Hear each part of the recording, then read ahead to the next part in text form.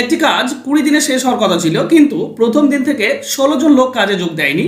বাকি লোকেরা 36 দিনে কাজটি শেষ করলে কতজন লোকের কাজে যোগ দেওয়ার কথা ছিল? দেখো, এই ধরনের অঙ্ক শর্টকাট করার একটা ফর্মুলা রয়েছে।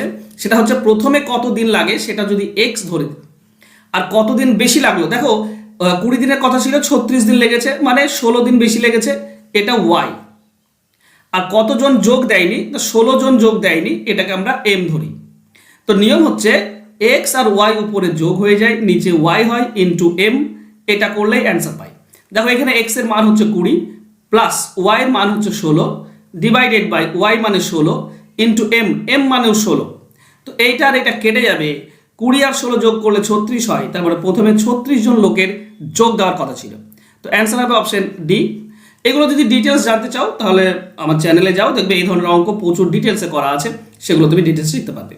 আশা করছি আজকে ক্লাস ভালো লেগেছে। যদি ভালো লাগে তো অবশ্যই লাইক, কমেন্ট, শেয়ার করে দাও। ধন্যবাদ।